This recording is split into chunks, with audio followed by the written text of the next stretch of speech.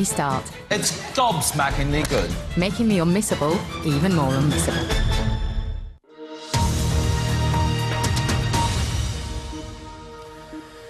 Well, hello, very good evening. Hard Talk in just a moment, but a summary of the news first. And South Yorkshire Police have said they are considering referring themselves to the Independent Police Complaints Commission over the cover-up of the Hillsborough disaster.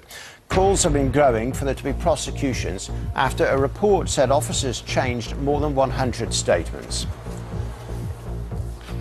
Violent demonstrations against an American film seen as offensive to Islam have spread across the Arab world. Some of the worst clashes during the day have been in Egypt and Yemen, and Libyan authorities have made an arrest in connection with the attack on the US consulate in Benghazi, where 4 people were killed, including the American ambassador. Former RAF pilot Brett Martin, who discovered the bodies of a murdered British family in their car in the French Alps, has described the scene as like something out of a Hollywood film.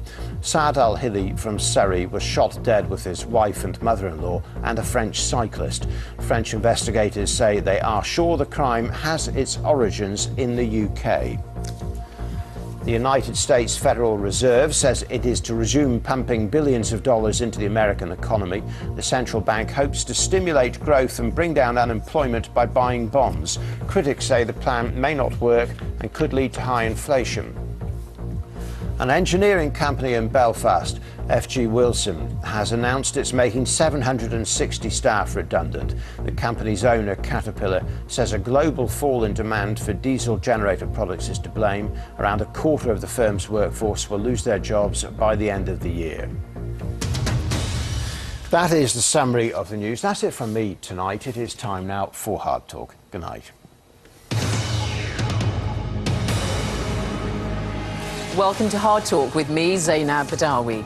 To their critics, they are publicity-hungry blasphemers. To their minds, they are feminist punk rockers protesting against what they say is Russian President Vladimir Putin's authoritarianism and sexism.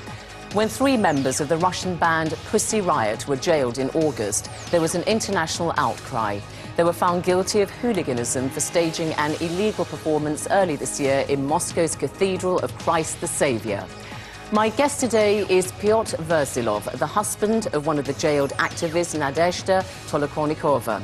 Is Pussy Riot's high media profile the result of their shock tactics rather than real political clout?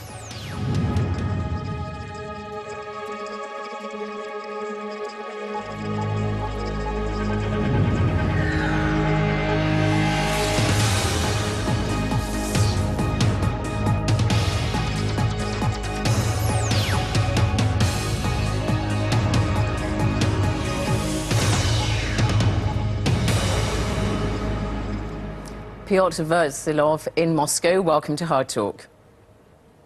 Good to be here.